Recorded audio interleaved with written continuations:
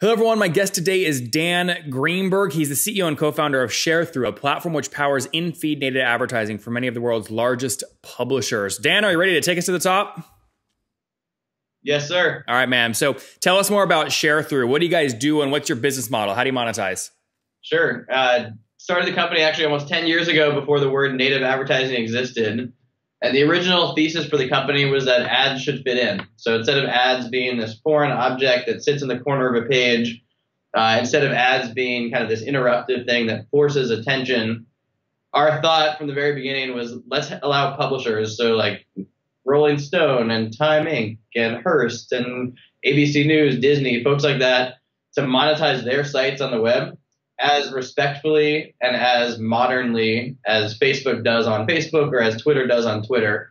So we're the software company that a company like Vice or Disney or ABC would use to power what we call native ads, integrated, choice-based, like respectful advertising inside their own sites and apps, like a rollingstone.com, vice.com, abcnews.com.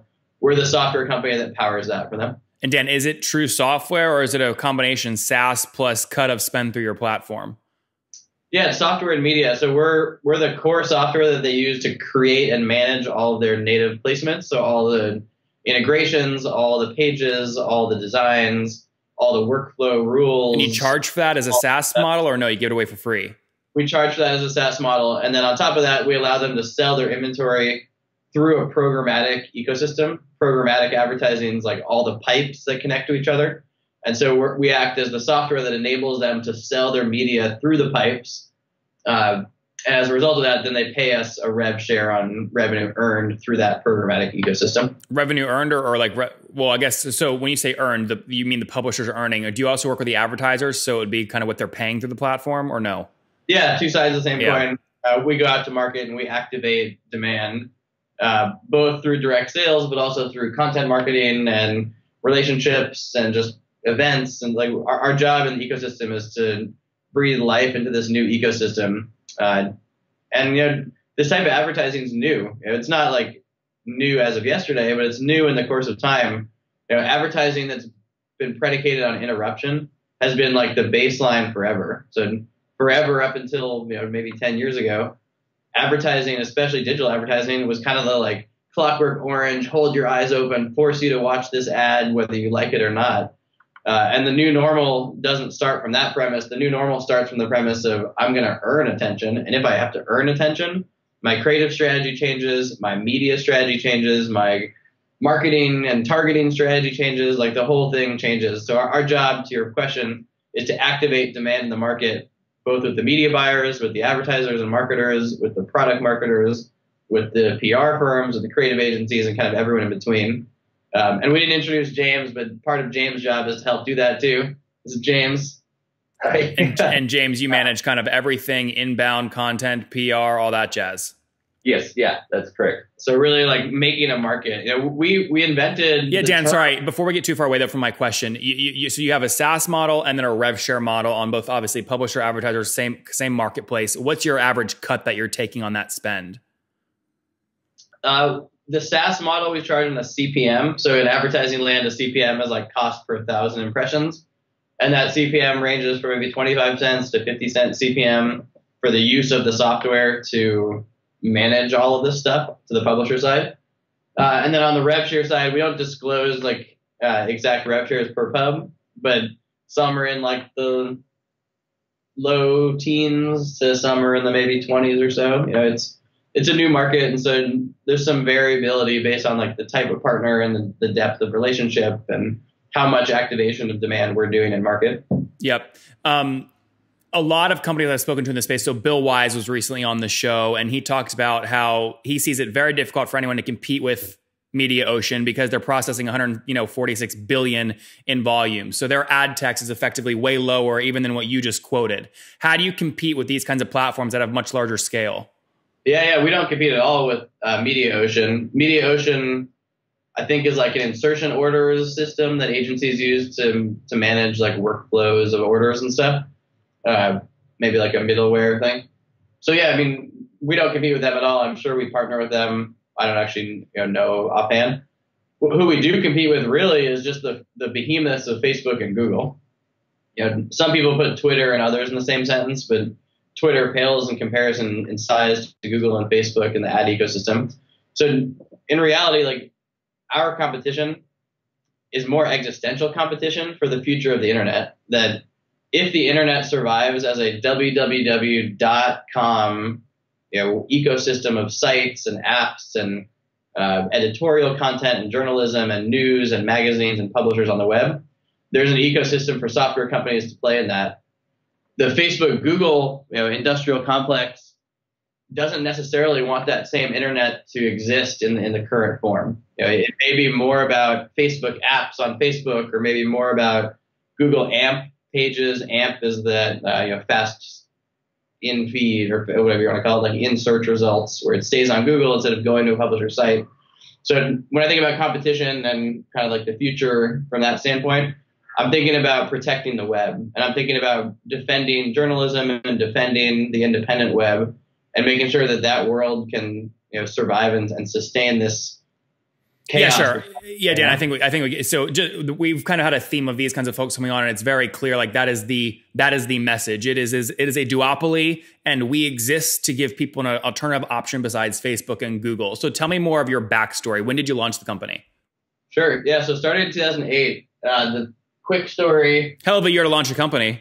Well, I mean, it set us up in a nice way, in that we were insulated from this whole concept of the crash at the time, because we started in it. So that was just the normal for us, was building a business, not just a feature company and not just to flip it, but like from the very beginning, it was, let's build a sustainable, viable, long-term business. Where was your head at the time, though? I mean, had you just left your corporate job? You were broke, had to make this thing work, otherwise you were on the street? Or, I mean, where was your head at? Sure. So the couple of years before this company, I was doing research at Stanford in a lab they call the Persuasive Technology Lab, where if anybody listening is really interested in like the intersection of computer science, behavior design, and kind of like computer-human interaction, there's this lab in the corner of Stanford campus that's put out some really interesting stuff, but I think doesn't get the credit it deserves in terms of its impactfulness on the web. But it's all about designing for behavior change using computers, not humans, to trigger that behavior change. Like, many years of research has been about human-to-human persuasion. Cialdini's Influence was like the iconic book on this topic. But it was always about human to human. How does a human persuade another human to do something?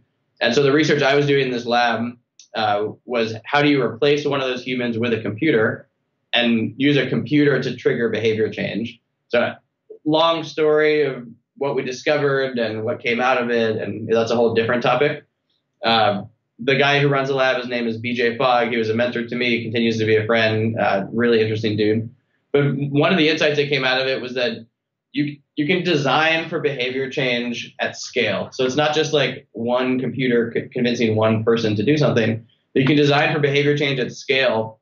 And when you have triggers that fit in naturally to the user experience that someone's already expecting, it's a much more potent trigger to drive someone to change behavior. Dan, where were you? So what I'm trying to get at here is there's other people listening right now that maybe also just went through Stanford or Ivy League school, and they're going, do I join a big consulting firm or do I go start my own thing? Tell me emotionally where you were at. I get kind of the subject matter, but emotionally, where were you at? Well, I think you're picking up what I was emotionally excited about, which is I was intellectually motivated by this concept that you can do something new, and there's a whole new, like, interpersonal and intercomputer personal dynamic where the excitement for me was really about like the intellectual pursuit. And, yeah, Dan, sorry, I'm doing a shitty job asking this question. No, I get what you're trying to say. You want me to say eating ramen and bagels, and I'm trying. Yeah, that's exactly what I'm trying to understand. You've nailed the philosophy. I get it. I love what you're up to. But inspire others who might have been in your shoes at that moment. Where were you at?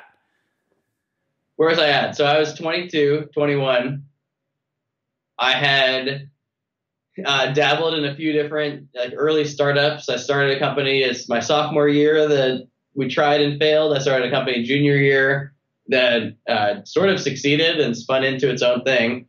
And this was now graduate student. I was in graduate school doing this research and teaching some classes and just like being on campus in that bubble of Stanford of like building and learning and reinventing things. And so honestly, like my emotional state was just, let me ride the wave of this energy and momentum to take this outside of the intellectual pursuit and outside of just like the, the bubble of Stanford research into the world and see if we can bring like fresh new ideas and a fresh new point of view and kind of maybe a younger view on this huge advertising ecosystem. Did you save up a bunch of capital though, so you could go out and take this risk? So if you didn't have revenue the first year or two, you could survive? Or, I mean, had you had a financial windfall before that where, you were fine? Or was there a bunch of student debt and you had to get revenue on day one to start paying that off? I mean, financially, where were you at? We were lucky in that what we did to start the company in the early days, we actually had built a bunch of applications on Facebook. And that was what triggered some of the early thoughts, was that we built these Facebook apps. This is like FBML? Yeah, this is like 2007 Facebook apps. We designed them for virality, and they went viral, and they grew. And we and others started to monetize these apps with traditional banner ads. So we would slap in the traditional Google AdSense tag, and you'd make money like on the viral growth of these apps, but with the most inane, mindless, backwards advertising formats. And so in the early days, we said, A, that's amazing that we're making money. Let's like reinvest this in ourselves to try to build a business. But B, the way we're making money feels really not sustainable. Well, yeah, Facebook obviously is not going to keep allowing that to happen. This was like the static HTML little plugin app, right? Yeah, I mean, there were a bunch of HTML apps on Facebook. So I'm not saying that it was unsustainable because of Facebook. I was saying it was unsustainable because it felt like the users were smarter than that. That if you're making money off of users seeing these annoying, weird ads for ringtones and belly fat and teeth whitening, maybe 1 in 10,000 might click it, or 1 in 100,000 click it, and you make enough money. But that's not a sustainable business model. So to us, it was like, how do we reinvent advertising for ourselves so that we can monetize these apps in a way that feels respectful and integrated and modern? And then eventually it was, let's grow and grow and grow, and let's be the software that powers that for the open web, not just for like a random set of Facebook apps, but powers that for the new internet. And then so talk about today. Yeah. So where are you at in terms of team size? Let me dive around that final point for you. So like where we were at the genesis of the company is that we were actually generating revenue before we'd even incorporated the company. You're doing like consulting and agency essentially. No. We were generating revenue off of the ad revenue off of these Facebook apps we'd built before we even realized like, oh shit, this is actually a company. Were you charging, Dan, those folks to build those apps like an agency fee, like professional consulting, and then you also made money on top? Or these were apps you built for your own teeth whitening pages? You actually created the page yourself. It was your own brand. No, there's a step in the middle. Sorry. We were building Facebook apps like send hugs to your friends and rank your friends and play a game with your friends, and Facebook apps that just they went viral, and they were light touch and they were fun. And Got it. And then people would throw ads inside those apps. So while you're like interacting with your friends, there's a little ad at the bottom, and the ad is like some shitty teeth whitening ad, or the ad is a ringtone ad. We said we can do better than that, and instead of relying on Google to bring this this sort of dumb pipe of revenue to the bottom corner of a page, let's like steamroll that off the page and replace it with advertising that fits in. So in early days of the company, we were generating revenue before we'd even actually incorporated. How much are you talking? I mean, are we talking 10,000, 100,000, a million? Yeah, we probably generated a few 100,000 in revenue before we incorporated and put it all back into business to fund it originally. Yep. And then raised venture money. Our early investors were Mike Maples, Floodgate, Ron Conway, and an ecosystem of Silicon Valley angels, Steve Blank, folks like that. And then just kind of grew and grew and grew. And before we go into the future, I'd say that the reason that we were able to succeed as far as we've gotten so far is a focus on the problem. From the very beginning, it was not, we're going to build Facebook apps because that's something to do. It was, we're going to focus on the problem and try to really wrap our arms around the problem and get really articulate about the problem, and really try to get in some ways, get married to the problem space, not the solution. And so we've reinvented ourselves a bunch of times over the year, but at the core of it, it's always been about this problem area of how do you make ads that are integrated and that a user can purposefully choose to engage with. as opposed to being forced to see something from the corner. And that's always been like the baseline for everything. So if I have any startup advice, marry the problem, not the solution, is a huge one.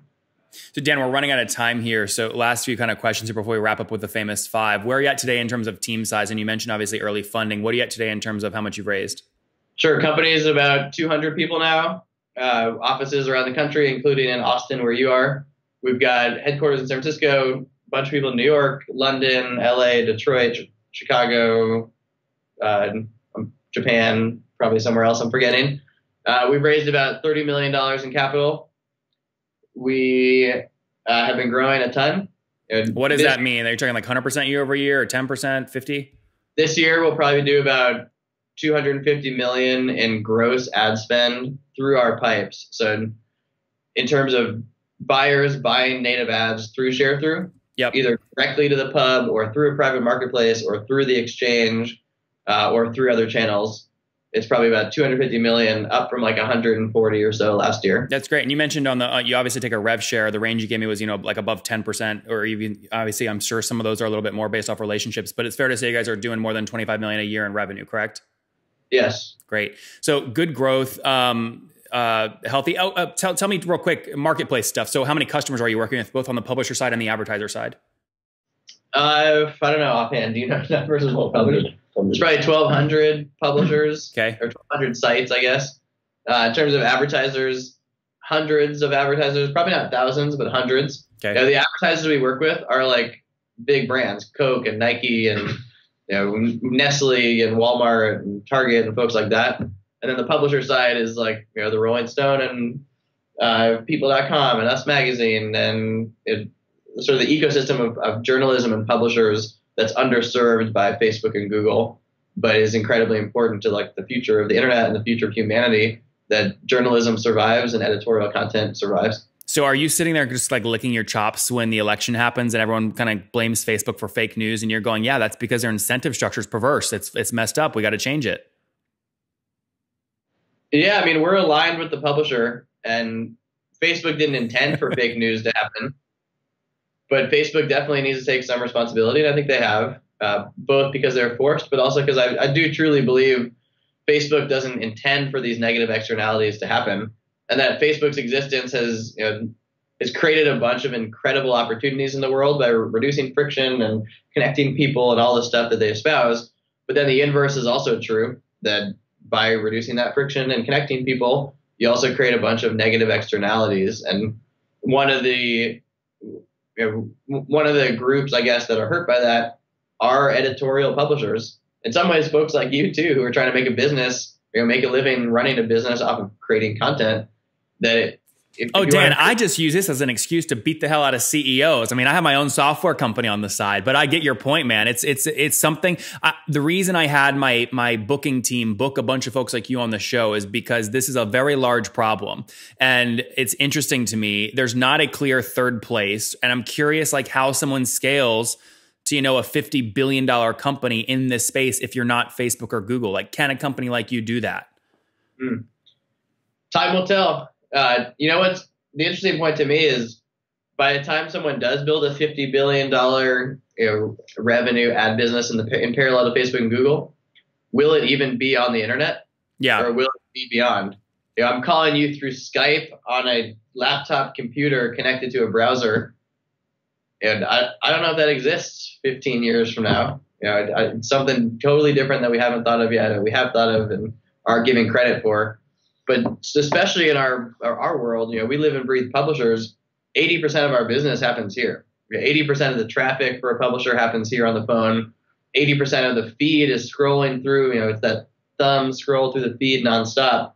It happens more on the phone than the desktop. The desktop becomes for work and maybe for shopping or searching. But this is really where like humanity discovers content and communicates with each other and like stretches our brains. It happens in our pockets and in our hands and with our thumbs. And so to me, preserving editorial content in some form is a noble cause that's incredibly important beyond just our company. Whether it's on the www.com web or not remains to be seen. But like I said before, we're married to the problem, not the solution. So we'll evolve our business over time as user patterns evolve and as the internet evolves. Well said, Dan. Let's wrap up here with the famous five. Quick one-word answers here. Number one, what's the last business book you read? Last business book, probably The Fish That Ate the Whale, but favorite business book is 4 Steps to the Epiphany by Steve Blank. Fish That Ate the Whale or 4 Steps to the Epiphany. Good stuff. Number two, is there a CEO you're following or studying right now? I think just the celebrity crew, the Musks and the Bezos. Give me a off the mainstream one that you've just been really impressed with. Be a friend of yours from school or one they're local in your community. I don't know, man. That's a hard question. I don't know. I actually don't have a good answer for you. A CEO that I'm following. Like who do you, it's not, sorry, following's maybe the wrong word. Like it's the one you went out to dinner with and you had a conversation that was scheduled for 30 minutes. It turns into 3 hours, right? Because just the way they're thinking about their business is very interesting. Sure. Ask me again so you get a nice soundbite then. What is the, tell me about like a CEO or someone you went to dinner with recently that really pushed your brain. You love how they're thinking about running their business. Sure.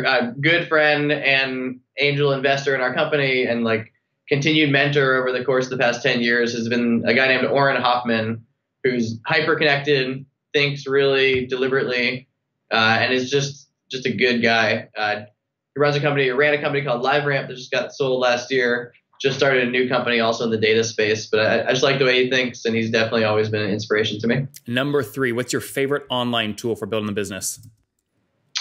Feedly and Flipboard.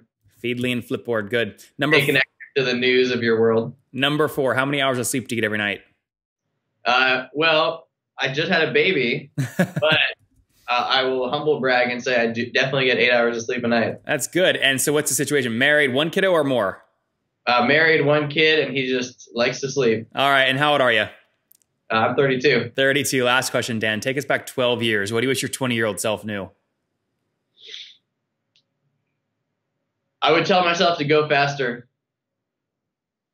From a guy who already seems to be going pretty fast. There you guys have it from Dan. He says he would go faster. Had some successes as he was going through Stanford with little companies and that he was growing and selling. Ultimately hit some early gold in terms of the Facebook app space. Things went viral. He would sell things like clicks on, whitening products or things like that. Knew that wasn't the future, but the money was nice. He used that to reinvest into his new company, which was launched in 2008, Sharethrough, really creating an alternative option for the duopoly that currently is online advertising between Google and Facebook with his team of 200 based in many different offices, but Austin, San Fran, New York City, London, LA, to name a few. Again, processing and working with about 1,200 publishers and hundreds of advertisers. They've raised $30 million and growing rapidly. Over the past 12 months, they've done about $250 million in volume through their platform. Take about 10% on that, so call it 25 million or more in revenue. Also, the SaaS platform they push on a CPM basis. Dan, thank you for taking us to the top. Take care.